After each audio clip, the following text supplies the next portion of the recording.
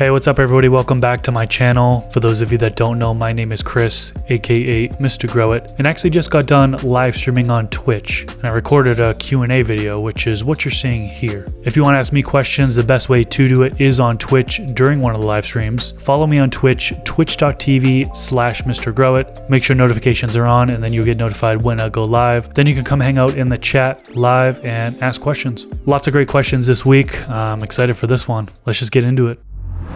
My wine fridge won't set at 60 degrees, only 54. Would that be okay to store my jarred bud in? Yeah, some people do it. There's going to be mixed opinions on what the optimal storage temperature is. I mean, I've heard as low as 40 degrees. You know, some people, typical refrigerator is around 40 degrees. Actually, I've been testing this the other day, is I put a temperature and humidity monitor inside my fridge just to see what it looked like. It ranged between 32.5 to 40 degrees Fahrenheit is kind of what my fridge ranged at, just random times opening up. Obviously, the fridge turns on and off as needed, but some people just store theirs right in the fridge. So 54 should be fine. Some people are going to say 60 is the best. Some people are going to say 68 is the best. And one company in particular is the Canatrol. So I got a Canatrol back there. Shout out to them. Awesome unit they have there. They say 68 according to their studies is the ideal storage temperature. Now, once they came out and said that, there was a whole bunch of backlash, right? How do I word this without calling it bro science? But really, it's more anecdotal evidence of 60 degrees being the ideal storage temperature, right? Where are the studies?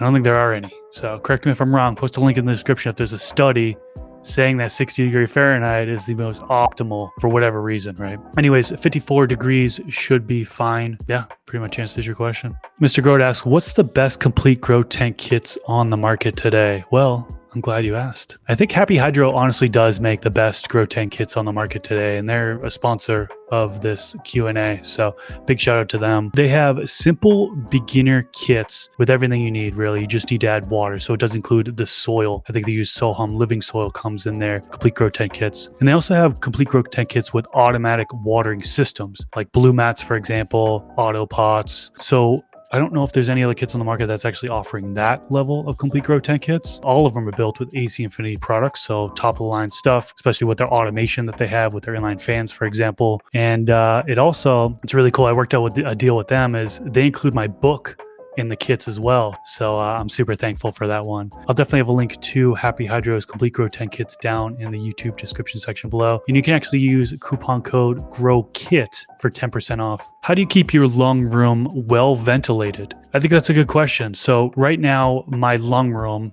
is really my bedroom, and then I have two grow tents within that bedroom. It's a spare bedroom, not the one I'm currently sleeping in or anything, but I think it's a 9x12 or it's a 10x12 room. And then also I've got a 2 foot by 4 foot grow tent in there, and then a 4 foot by 4 foot grow tent in there. Now I have it on a passive intake. So what does that mean? That means that I have an exhaust fan pulling air out of the grow tent, and then air is just passively coming in through the bottom rectangle intake vents, right? So air is coming in from my lung room into the grow tents as needed. And I have it hooked up to an AC Infinity fan, and it comes on according to the parameters, right? So if the heat is too high, 82 degrees is kind of what I have it set at, and most times it'll kick on and it'll start exhausting some of that hot air, and I have it venting out of the room into my attic and then out of the house. That air needs to obviously be pulled from elsewhere, right? So it's being pulled from the lung room, and the air from the lung room is coming in from underneath. Like, I actually cut a hole in the bedroom door. I want to say it's a 9-inch by 10-inch hole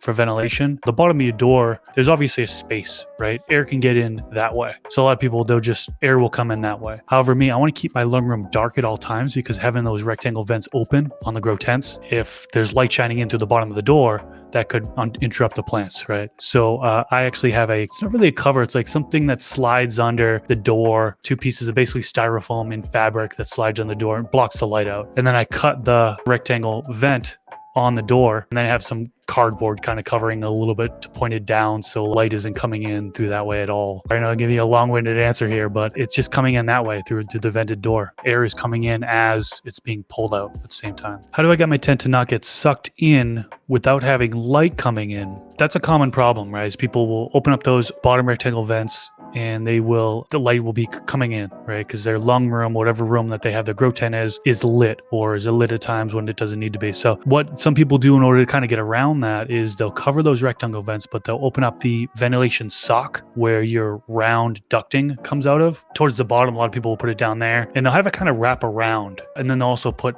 some sort of mesh screening on the end of the ducting. So that way, as the thing's wrapping around, you're preventing the light from getting in. So that's kind of one way to prevent the tent from getting sucked in on all the sides. I understand what you mean by that. And then preventing the light from coming in as well. That should help you. How often do you chop your cover crop? That's a good question. I've done it so many different ways. I really like to plant the cover crop and then plant the plant shortly after or at the same time. And so that way, as the plant is starting to grow, maybe it's a seedling and the cover crop's coming up. But my rule is I make sure that the cover crop isn't overgrowing the actual plant. So that's when I'm cutting it down. And now as the plant grows and it's bigger plant, maybe early veg or late veg, and it kind of covers the entire grow pot where the cover crop is in. So I don't really have much need to cut it back. Now, if it's going too long, it's kind of subjective to say what is too long or not. You can cut it back, but for the most part, I don't really need to cut it back much when my plant is larger and kind of already overgrown that cover crop. So that's just the way I go about it. Are PK boosters worth the money? Can a plant use all that PK in one go?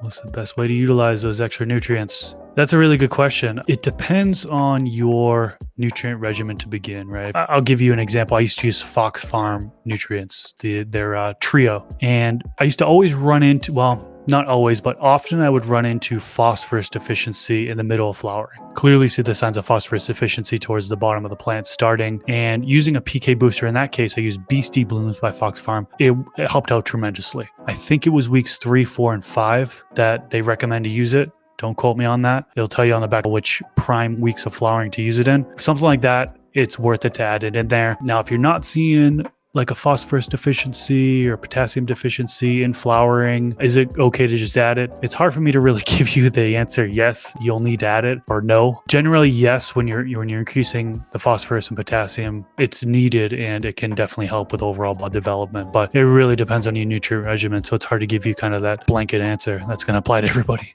If you could design a semi or fully automatic system, what would you want automated and what would you want to be manual? I really like this one because it's been becoming more and more automated over the years, right? Particularly with AC Infinity, I feel like they're leading the pack when it comes to automation. I mean, once their fan came out, that inline fan, pretty much a game changer, right? You can have set points for that fan to automatically turn on and off for different temperatures, humidity. It's VPD now. There's controllers that you can hook up to. Their controller now is so automated. We can add in a humidifier. You can add in oscillating fans. So kind of to answer your question, I'd love to have almost my entire grow automated. I'm kind of getting there, with the AC Infinity equipment. Just to kind of a quick rundown of my equipment, I'm using the AC Infinity grow tents. In my 4x4, I have a 6-inch AC Infinity inline fan. Currently I have 2, but I might be adding 2 more clip-on oscillating fans. And I also have their humidifier in there as well. Their humidifier is freaking awesome. I like it so much more than any other humidifier I've ever used. It does so well increasing the humidity in the grow space and keeping it there, even when I have my inline fan coming on and off. But yeah, being able to have the automation for temperature, humidity. I'm a home grower. I don't really care for the automation of the CO2. I'm not really looking to maximize yield. I understand the benefits of adding in CO2, but it's not something that I really need to do, me just growing small plants myself. But some people do that.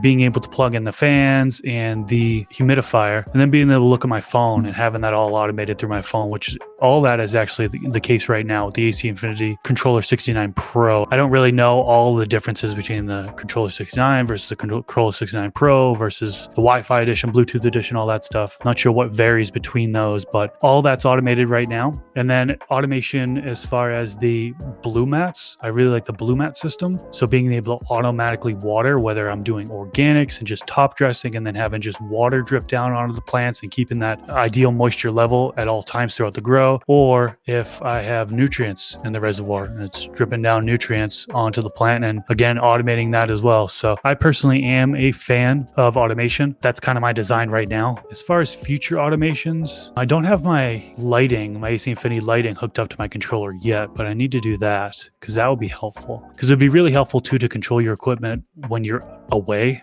right? So like if there's an emergency and I'm away, well then I can turn off my lights and turn off my fans, turn off my growing equipment from my phone. So I personally love all that automation. So long-winded answer on that one. Full review of the Canada Troll soon. Yes, I'm working on it right now. I released a quick video on them not too long ago, and they got flooded with sales. It was they said it was crazy, sold out. They're on back order for like 3-4 weeks now because their sales went up so much. They've asked me to hold off on the review until they're doing some like website changes or something. So I want to make sure everything's good to go before I release it. I started doing like a script on it and kind of writing bullet points of pros and cons. It's not a paid review. So I get to say whatever I want. And yes, I am going to say some negative things about it. That's one thing I never really understood is how people can accept money for paid reviews. I'm not a fan of that. But yeah, it's coming soon. Hopefully middle of April, it'll be out. And I want it to be like the best review ever. So it's going to go over like a ton of details. It'll probably be pretty long too. They're not giving out any discount codes to anybody. But that page where I'm giving you, if they have any sales, it'll show on there. And also that page shows like multiple unit discounts as well. So if you go to that page, I'd greatly appreciate it. But yeah, I mean, if you order now, it's going to be a month till you get it. It seems like everybody that has one loves it. A lot of people that don't have it, obviously they're complaining about the price. Price is really high. You know, I got sticker shock when I first saw that. The price is kind of the biggest gripe from everybody. And they're comparing it to like a wine fridge. They're comparing it to like those egg incubators, which I'm trying to find comparisons. And no, mini fridge, they don't have like the humidity control. So I don't fully understand why people are trying to compare them to wine fridges, maybe just for storage. But the Canada Trolls are drying too. I mean, that's probably the biggest benefit of it is being able to dry in it. Anyways, I won't ramble on more about that. Let's continue on with the questions. BK or McDonald's for the munchies? Oh man, you know, I got to give it to BK. And I know I'm going to get roasted in the comment section. I know this because there are a lot of people who don't like BK. They have terrible service, yes, but I really prefer both their burgers and fries over McDonald's. I I don't want to say boycotted McDonald's, but like I try not to get McDonald's. That's actually a New Year's resolution of mine, is to not have McDonald's at all throughout the year, you know, for health reasons or whatever. It's good. Like I like McDonald's. Big Macs are good, but I gotta give that one to BK. What do you think? Let me know down in the comments. BK or McDonald's? I'm sure it's gonna be pretty split there. Maybe in favor of McDonald's, or maybe in favor of the BK.